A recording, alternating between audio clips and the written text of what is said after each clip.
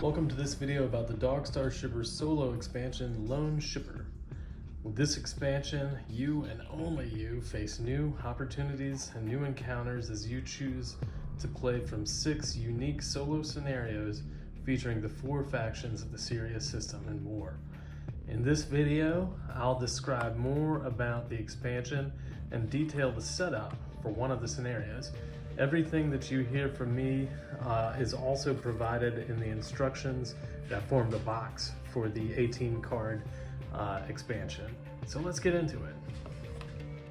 With this expansion, you are an independent ship owner just trying to scrape by, delivering cargo, completing missions, and upgrading your ship. But each scenario will have a different objective instead of simply earning valor points as in the core game. There are also 6 new encounter cards and 4 opportunity cards that each hold 4 opportunities. Another new feature is a new ship to add to your shipyard that has a tier 2 and a tier 3 ship available for purchase. Now let's talk about setup. First, add the new encounter cards to the encounter deck from the core game and shuffle it. Then you'll take the new shipyard card and add it to your shipyard from the core game, and this is you'll have the choice to trade in for the new ships available in the shipyard. Then you'll choose from the 6 scenarios that are available to play, and on the scenarios, the front of the scenario details how to set up. For this game, we'll do the You Owe the Overdone scenario and start following instructions for setup. But one more thing I want to note: the new ships and the new encounter cards can be played with the core game, and they can be played in the 2-player version of the core game. So these 6 new encounters and 2 new ships will add to your enjoyment of the 2-player game. Also, you can play them with the other available expansions. So I've set everything up according to the solo variant instructions from the core game, and then I turn to the scenario card that describes how to further set things up. This scenario, we won't be using the solo opponent or the solo path, so I'll set those aside. Then I'll go to the located opportunities listed here, and I'll find those opportunities from the opportunity cards by rotating them and finding the opportunity that the card calls for. So I want to have these opportunities handy when I'm playing this solo scenario. And I put the solo scenario card here so it's accessible, and I flip it over and start following its instructions. One thing about these scenarios is they'll have you use the available game pieces that when you're playing solo, that you don't have an opponent that's using them, so you draw on the available game pieces to play. This one has me put the available octagon here on the first octagon on the solo card. On this part of the scenario card, we see the objective is to earn 30,000 credits and arrive at a Pirate Lord base before the end of your 12th turn. The card also explains how you'll deal with 4 hire ships during your turns. And it notes that when these ships are hired, you actually have to pay for them, so they're deducted from your credits. It'll also explain special situations, like if you're on your 7th turn and beyond, if you have a tier 1 ship, you'll lose 1 additional hull when you encounter a 4-hire ship. Another thing that it explains is what to do when you reach the end of your encounter deck. You shuffle the cards, but you'll draw a base card and put it on the solo opponent's side. Lastly, this explains what you do with the located opportunity cards. These cards, as base cards are drawn, your located opportunities will be attached to certain base cards based on the instructions. This scenario says that randomly add the located opportunities to the second, third, and fourth base cards. And just to show you how it looks, when you've drawn, in this case, the second base card, at random, you'll lightly shuffle these and then add the result to the base drawn, just like this.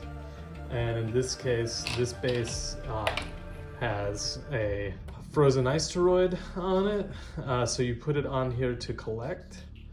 And when you have the other base, the deliver to base, and meet the special circumstance to collect the card, so you go to this base and it says here, take your next turn and orbit the base, then you can collect the Isteroid, have it in your hull. When it's in your cargo space, you'll add 3 more encounters to your stack on your any journey you have when this is in your encounters and in your cargo space. And then when you make your way to the other base and deliver it, you'll get a special reward. Oh, another type of delivery on the opportunity card is this delivery, where when it's attached to a base, you have to make 2 cargo deliveries to get the special reward. So some scenarios will require that you complete these specific special deliveries. Other scenarios may require that you complete these special deliveries with these special opportunities. So as you progress in the game, you will, at the end of each one of your turn, in this scenario, you'll move the octagon down at the end of each turn. That'll change the conditions for the for-hire ship. And your goal is, and sometimes there's squares on these, and this one, by the end of this turn, if no Pirate Lord base is in play, you find one from the base deck, place it on the solo opponent's side, and you lose 3,000 credits. Then you have 2 more turns to make a total of 30,000 credits and arrive at the Pirate Lord base by the end of your turn. If you do that, you win the scenario.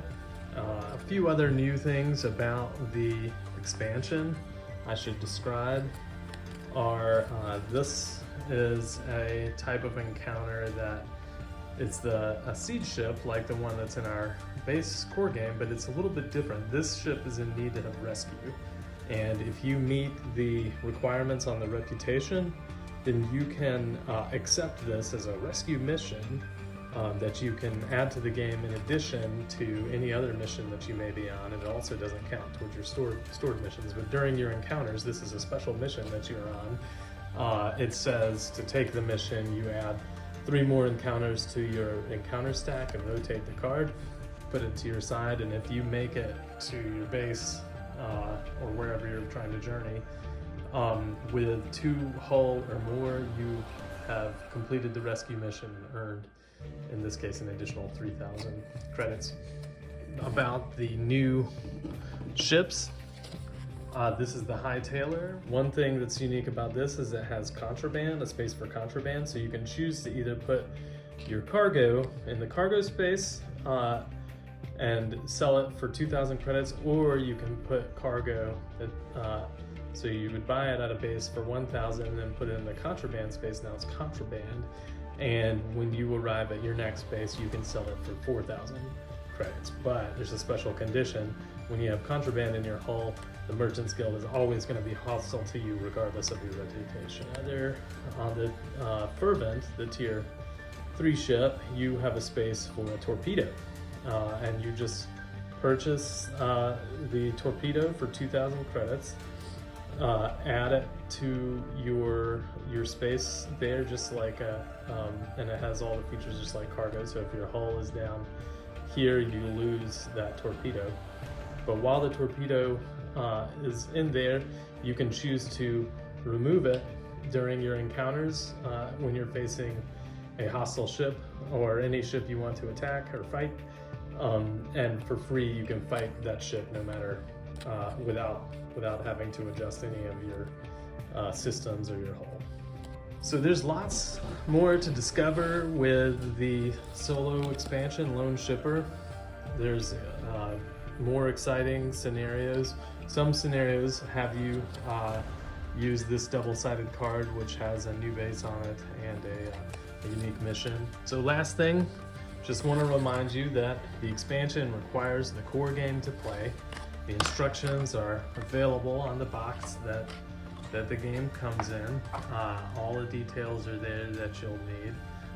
This game and its expansions are available on the Game Crafter, and I want to thank you for your time.